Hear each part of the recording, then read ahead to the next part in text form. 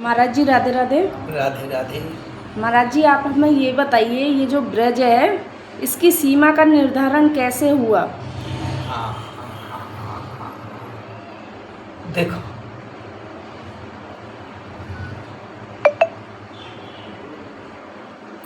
ये जितने भी कथावाचक हैं सब कथा कहते हैं। जी।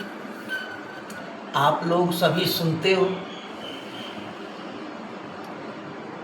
परंतु आज ये प्रश्न आया कि ब्रज की सीमा का निर्धारण कैसे हुआ। तो इस ब्रज की सीमा का निर्धारण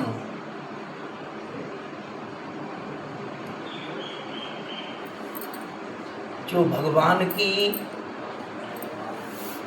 जो योग माया है, जो योग माया है, मैया यशोदा के यहाँ योग माया ने जन्म लिया कन्या के रूप में, और भगवान बालकृष्ण ने लिया कारागार के अंदर बंद माता देवकी के गर्भ से भगवान बालकृष्ण प्रकट हुए।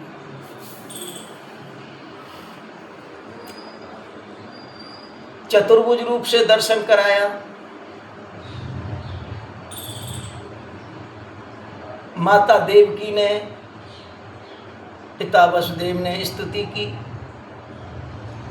और माता देवकी बोली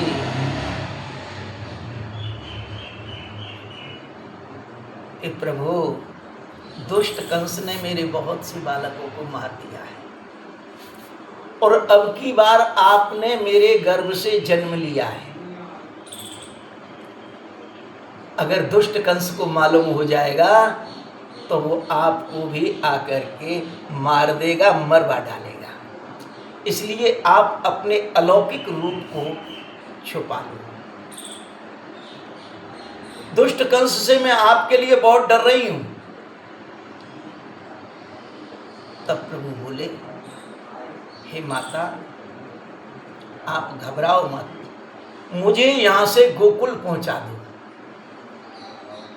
और गोकुल में मैया यशोदा के यहाँ जो कन्या है उसे ला करके आप गोकुल से यहाँ ले आओ। तो माता देवकी को जब वचन दिए तो वसुदेव जी ने प्रश्न किया। वसुदेव जी बोले कि प्रभु हम कैसे लेकर के जाएं आपको? हाथों में हथकड़ी, पैरों में बेड़ी, गले में तोंक, कारागार का फाटक बंद है, ताला लगा हुआ है, पहरेदार पहरा दे रहे हैं, और जेल का फाटक उस पर भी ताला लगा हुआ है। तब भगवान ने स्वजन मोहिनी माया को प्रकट किया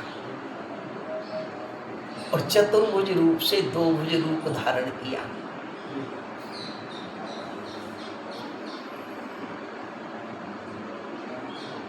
और बालक को लेकर के जब गोकुल के लिए तैयार हुए हैं तो बेड़ी हथकड़ी खुल गई। ये तो बड़ा आश्चर्य है, यही माया से मोहित किया। उसके बाद सूप रखा हुआ था कारागार के अंदर, उस सूप में रख करके वसुदेव जी कन्हैया को लेके चलते हैं तो बेड़ी हथकड़ी खुली, कारागार का ताला भी खुल गया, फाटक खुल गया, जेल का फाटक भी खुल गया। और उसके बाद में पहरेदार सो गए। लेकर के यमुना के पुलिन पर पहुंचे हैं, यमुना जी को पार कर रहे हैं। यमुना जी में उफान आया, माने बाढ़ आई, परंतु बाढ़ नहीं थी, वो यमुना का विरह था।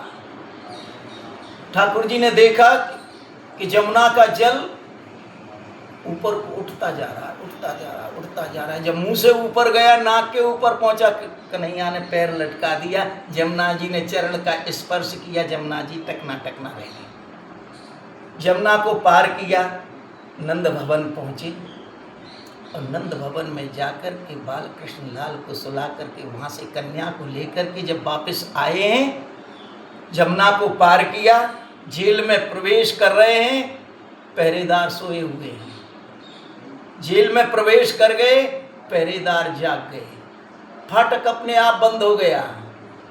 और उसके बाद कारागार पर पहुँचे, कारागार में प्रवेश किया और प्रवेश करते ही फाटक कारागार का बंद, ताला पड़ गया। और उसके बाद देवकी की गोद में उस कन्या को दे दिया। कन्या ने कारागार में देवकी की गोद में जाते ही रोना शुरू किया। पहरेदार जागे और जाकर के कंस को सूचना दी। सूचना मिलते ही कंस कारागार की ओर भागा, देवकी के पास में पहुंचा, बलात् जबरदस्ती देवकी के हाथ में से उस कन्या को गोद में से छीनने लगा। देवकी ने बार बार अनुनय विनय किया, भैया ये तो कन्या है, पुत्र नहीं है, तुम इसे तो त्याग दो, मेरे बहुत से बालक तुमने मार दिए, ये तो कन्या है। परंतु कंस माना नहीं, उसने जबरदस्ती देवकी के गर्भ में से कन्या को, माने गोद में से कन्या को छिना करके और पैर पकड़ करके जैसे ही पत्थर की शिला पर पटका, वो कन्या पत्थर की शिला पर न गिर करके आकाश में हाथ से छूट करके चली गई। उस कन्या का जो अष्टभुजा रूप धारण करके दिव्य प्रकाश जितने क्षेत्र में फैला, जितने क्षेत्र में प्रकाश फैला, उसी को ब्रज कहा गया। उसी से ब्रज का निर्धारण हुआ। और बलराम जी ने फिर उसकी जगह जगह जगह जगह ब्रज में खंभ गाड़ करके कि यही ब्रज 84 कोस है। जो तुमने पूछा कि ब्रज का निर्धारण कैसे हुआ, तो योग माया जो छूट करके गई है, उसका दिव्य प्रकाश जितने क्षेत्र में फैला, उसी को ब्रज कहा जाता है। बोलो बाल कृष्ण लाल की जय। जो तुमने पूछा उसका मैंने उत्तर दिया कि ब्रज का निर्धारण कैसे हुआ। ऐसे ब्रज का निर्धारण हुआ जिसमें खाम्बी गांव है, यहाँ बलराम जी ने खंभ गाड़ दिया कि ये ब्रज का निर्धारण है। ब्रज 3 स्टेटों में है, राजस्थान में भी ब्रज है, हरियाणा में भी ब्रज है और यूपी में भी ब्रज है। ये ब्रज का निर्धारण ऐसे हुआ। जय जय श्री राधे।